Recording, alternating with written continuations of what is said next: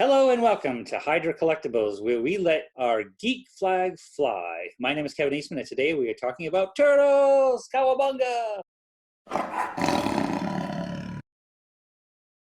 Hello! Hello. Hey, how are you? I'm good. Thanks for doing this. Okay, bear with me just 2 seconds. Not a problem. I've got a whole list of exciting questions to ask you. No problem. I like exciting questions. Hello and welcome to Hydra Collectables, where we let our geek flag fly. My name's Luke and I'm your host, and today we are discussing comics with friends with my very good friend, Mr. Kevin Eastman. Kevin, thank you so much for joining us once again. First of all, let me please start by saying how amazing The Last Ronin has been. It has just been phenomenal. As a lifelong Turtle fan, this has been everything that I've ever dreamed that the final story of Turtles could be. So once again, thank you. Thank you very much. Yeah, I think when I finish our interviews, I'm going back over there to finish issue 4.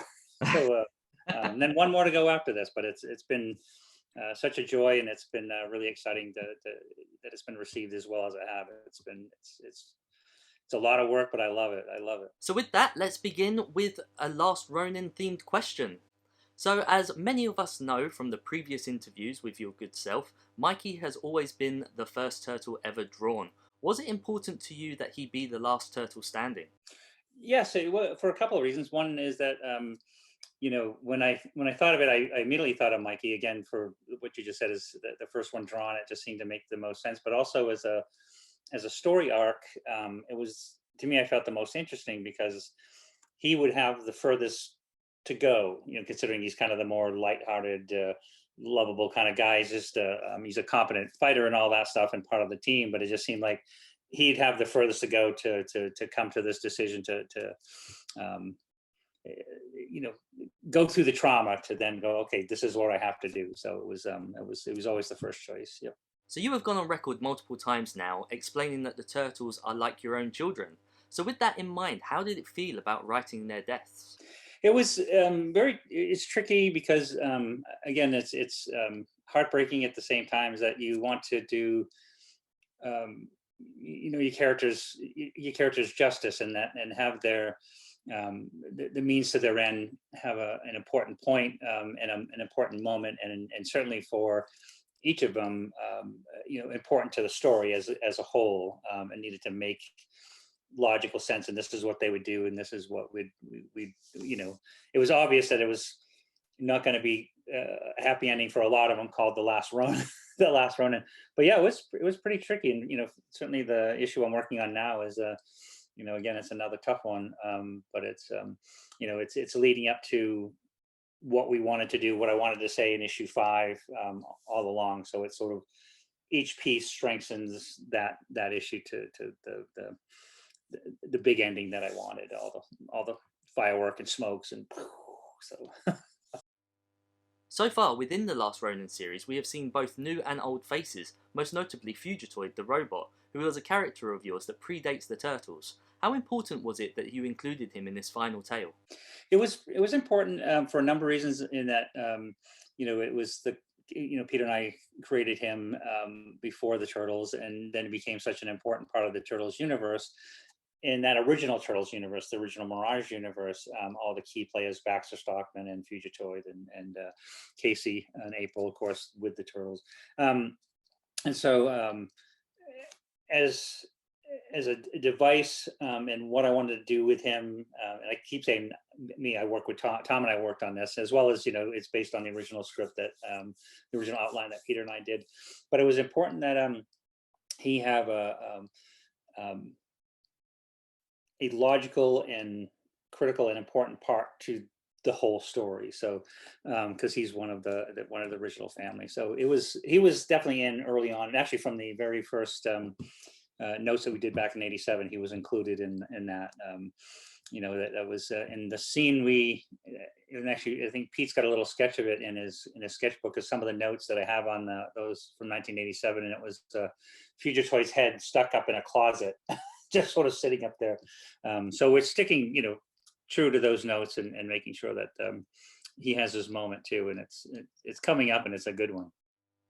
So after The Last Ronin is all wrapped up, do you see any spin-offs occurring with any of these characters, or are the events within this book truly the final chapter? It's for well, I guess giving away a spoiler, but I feel like issue 1 was the beginning, which is the very first issue of the Turtles, where Splinter found them and raised them, and we sort of you learn the origin and the history, but they were basically raised to kill Rokusaki. And then as they've continued through multiple universes and multiple journeys, and whether it be cartoons or comic series, and right up to the 100 issues that Tom and I worked on when I worked at IDW. It's going to have a lot of final points and questions answered, but the door will be open if for a possible sequel. But it's not something that I thought about initially. I really did want it to be the way Pete and I wrote it, which was quote unquote the final Turtle story, set 30 years from 1987, which was so weird when pulled it back out in 2017, 2018, and that was already a year past when we set the original story in. So but yeah, so we'll see. I know the popularity and some of the fans are saying, well, what are you going to do with it from here? And we haven't thought about it too much, because we're just making sure we get this one done. Get this series done first. Absolutely. You have worked a lot now with IDW, bringing the Turtles back to its darker and grittier beginnings. Do you prefer this, the more light-hearted incarnations? There's I love all of them, and I'm not being cheating the question, because when I love like the Archie series, because it was so much like that we'd written the way that the animated show developed. I like the different Mirage series and the time periods that it represented in the stories that we told at that time.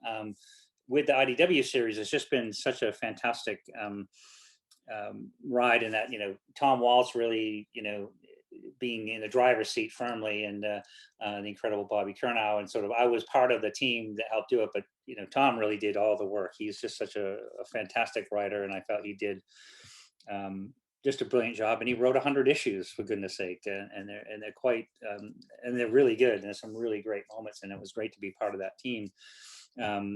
This one was a little different and fun, that Tom and I get to switch places, and respectfully and rightfully so. It was just sort of like, okay, this one I'm driving, and then you're my partner in crime, Butch and Sundance kind of thing. But man, what IDW has done, besides the ongoing series, and then what Sophie Campbell's done since issue 100, all the wonderful collections and all the archival stuff, it's just been a wonderful experience. And I always like to make sure I mention Nickelodeon, because they've been a huge champion, and they've really wanted to see it go to that edgier, original Mirage style storytelling, intended for that older audience all along, without being too heavy-handed, but it was intended for us older folks.